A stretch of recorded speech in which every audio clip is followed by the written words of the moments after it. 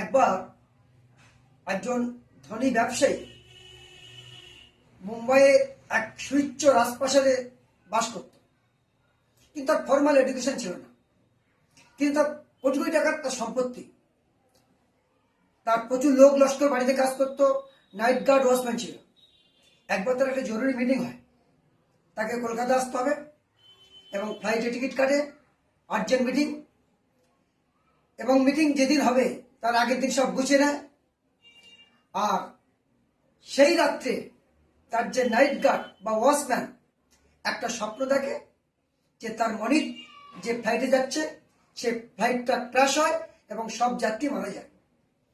এবং যেদিন যাত্রা শুরু হবে সেদিন সে রাত্রে স্বপ্ন দেখে এবং ভোরে এসেই রানীমাকে, অর্থাৎ যিনি গৃহকর্ত্রী, তাকে বলেন।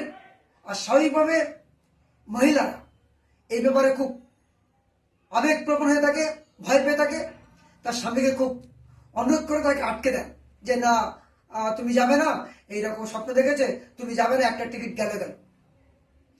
তো ভদ্রলোক যাত্রাটা পোস্টপোন করলেন এবং ঠিক 11টার সময় ফ্লাইট ছিল। ওই ফ্লাইটটা সত্যি সত্যি ক্রাশ হয় এবং প্রচুর লোক মারা যায়।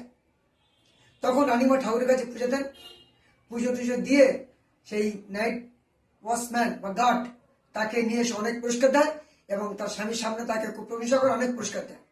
সঙ্গে সঙ্গে সেই ভদ্রলোক তাকে সঙ্গে সঙ্গে তাকে ডিসচার্জ করে দেন, তাকে চাকরি থেকে পদচ্যুত করে দিলেন।